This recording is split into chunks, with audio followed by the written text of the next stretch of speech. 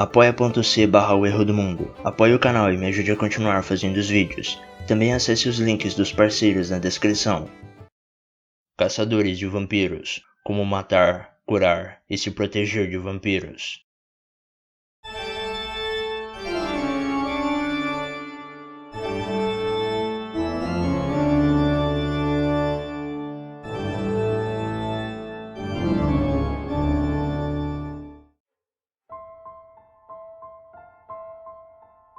Perfurar o coração, queimar ou cortar a cabeça desses vermes já deve dar conta do recado.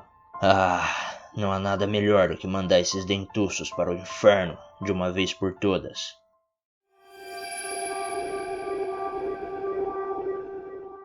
Os seres humanos que acabavam tendo que lidar com vampiros ou com espíritos vampíricos eram pegos desprevenidos, mas usando do conhecimento popular, do bom senso e da força bruta, tentavam dar um fim a essas criaturas sempre que elas apareciam em suas aldeias. Essas pessoas eram normalmente guiadas por um sacerdote ou líder religioso e, a mando dele, cometiam atos de canibalismo e pura crueldade. Como a gente já viu nessa série, os mortos suspeitos de serem vampiros eram exumados e tinham partes do seu corpo cortadas, como a cabeça, os ligamentos do joelho, o coração, os dentes, e às vezes eram desmembrados por completo e queimados até virarem pó. Eles também podiam colocar uma pedra na boca do cadáver, amarrar os seus braços e pernas e enterrá-lo de barriga para baixo, o que fazia que quando ele tentasse sair da sua cova, ele cavaria mais fundo ainda. Também podiam pregar o caixão, enfincar a lápide na cabeça dele, colocar um prego nela e a boa e velha estaca no coração. De acordo com o que se acreditava, essas eram formas perfeitas de dar um fim, ou pelo menos aprisionar a criatura para sempre, no seu estado de cadáver inanimado. Nas lendas que envolvem estacas, essas devem obrigatoriamente ser feitas da madeira de um espinheiro branco, pois essa árvore é considerada sagrada e a única capaz de tirar a vida de um vampiro. Se você realmente quer matar um deles, tenha certeza de fazer isso durante o dia, enquanto ele estiver dormindo em seu caixão, pois dessa forma ele estará completamente vulnerável e, em muitos dos casos, não irá poder fazer nada além de grunhir e gritar quando sentir a madeira da estaca penetrando no seu peito. Mas tome muito cuidado, porque até os antigos aldeãos levavam consigo algumas pessoas armadas com foices e enxadas, pois é possível que os vampiros possam sim se mover e tentar se defender. Segundo as lendas, eles não podem viver sem o seu corpo, e basta destruí-lo e o terror irá chegar ao fim. Então tenha em mente que apenas um tiro não é o suficiente para matá-lo, você vai ter que incinerá-lo até que ele vire pó. Claro que depende muito do tipo de vampiro que a gente está falando, mas essa é a forma que funciona com todos. O único tipo de vampiro imortal são os sanguinários, e esses precisam se alimentar de sangue. Nesse caso, se eles não se alimentarem, podem acabar apodrecendo e morrendo uma morte bem lenta e visualmente abominável. Mas e com relação à luz do sol? Ela tem sim um efeito sobre a maioria esmagadora dos sanguessugas, e em geral, aqueles que se atrevem a andar sob a luz do sol acabam morrendo. Isso acontece, pois os vampiros são seres das trevas, e os seres das trevas não têm o direito ou a capacidade de serem tocados pela luz. Nesse caso, os vampiros psíquicos não são afetados por ela, mas se eles estão encarnados, eles podem ser mortos até tropeçando em uma pecinha de Lego. Você já deve ter percebido que para matar um vampiro é necessário mais do que um kit tosco que você pode comprar na internet. É necessário coragem, força e uma equipe de pessoas igualmente valentes e capazes. Caçar vampiros não é um hobby, caçar vampiros é um pesadelo. Então, se você quer evitar a fadiga, siga as recomendações seguintes, e segundo as lendas, elas devem ser o suficiente para te proteger ou evitar o contato com essas criaturas. Nas lendas dos Balcãs, os mortos-vivos não podem entrar em sua casa sem a sua permissão, mas como toda boa regra, essa pode ser quebrada, e eu não te aconselho ter ela como única barreira entre você e uma morte lenta e dolorosa. O que realmente funciona, e isso é algo universal, é que eles não podem entrar em terrenos sagrados, ou seja, pedir para um sacerdote abençoar ou benzer a sua casa de tempos em tempos é uma boa forma de ter um lugar seguro para pregar os olhos. Claro que fora dela, as coisas vão ser bem diferentes. Uma coisa que os servos fazem é colocar alho na varanda das casas. Segundo as lendas, os vampiros não suportam o cheiro dessa planta e costumam se manter afastados do lugar. No resto da Europa, o alho era usado como uma forma de purificar os cadáveres, e isso fazia com que eles não voltassem à vida. Claro que a outra versão diz que eles eram tratados com alho, pois isso mascarava o cheiro de decomposição.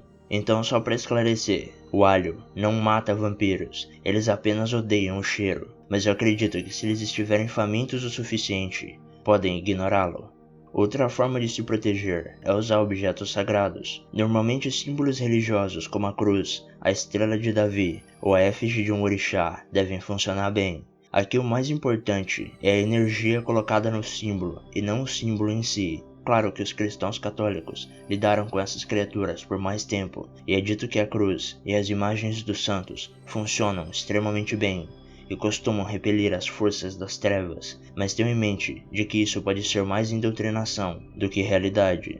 O sal, a prata, o ouro e a água corrente costumam ser considerados sagrados, e seres das trevas não podem tocá-los sem sofrer consequências brutais e talvez até fatais. Os mortos não podem cruzar água corrente. Inclusive foi por isso que várias pessoas suspeitas de serem vampiros foram levadas até a ilha de Lesbos, na Grécia, e lá elas eram atravessadas com estacas e enterradas. Já o sal, a prata e o ouro eram coisas bem difíceis de conseguir, e talvez por essa razão, não só o seu valor financeiro, mas também o seu valor místico se tornou elevado. Uma outra explicação é de que essas são substâncias puras e divinas.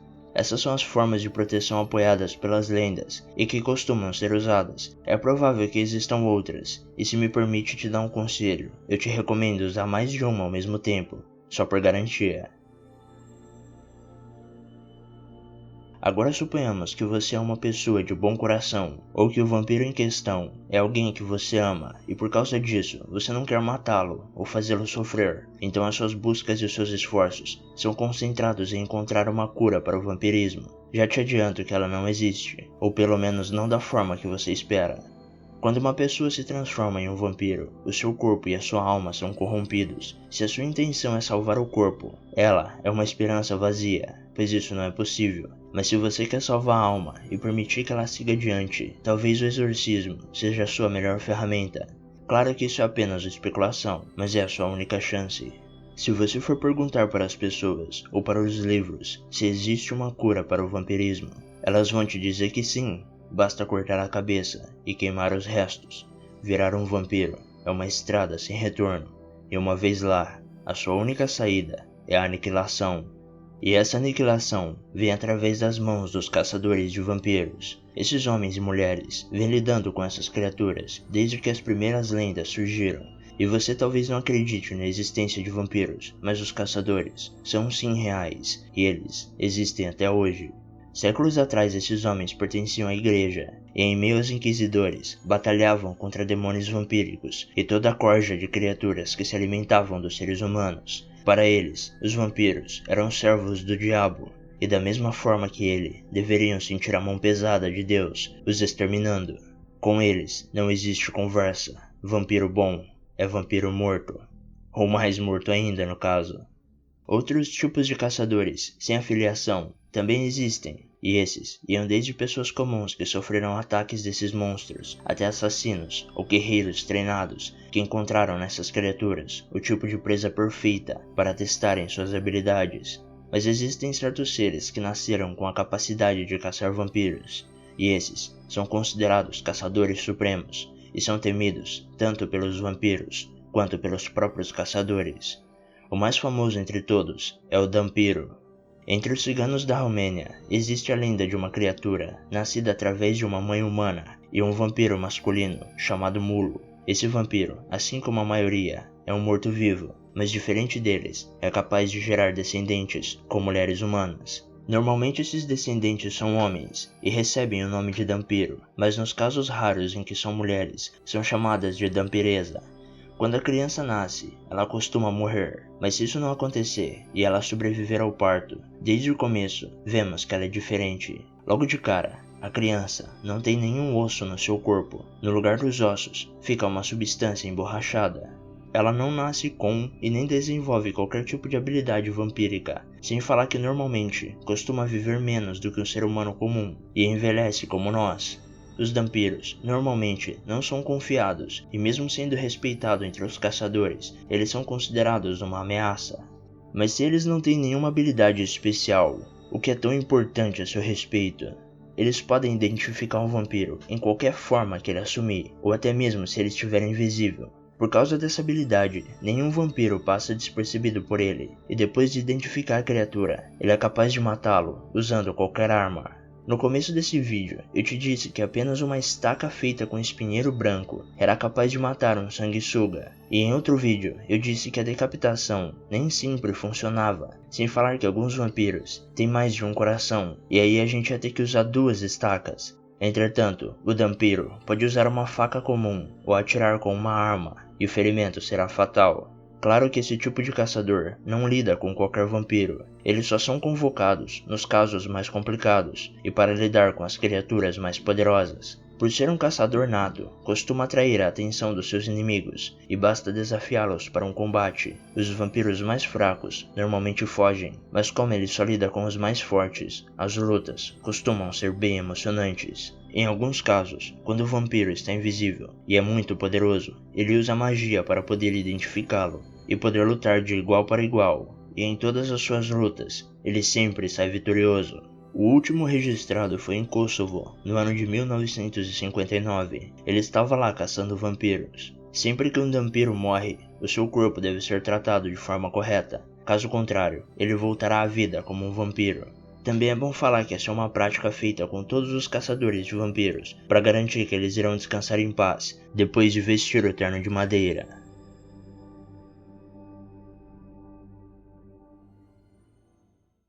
Boa noite, sinistros! Muito obrigado a todos por assistirem ao vídeo. Não se esqueça de deixar o seu gostei aqui embaixo, de se inscrever no canal e de comentar: eu sou o errado e esse é o erro do mundo. Adeus.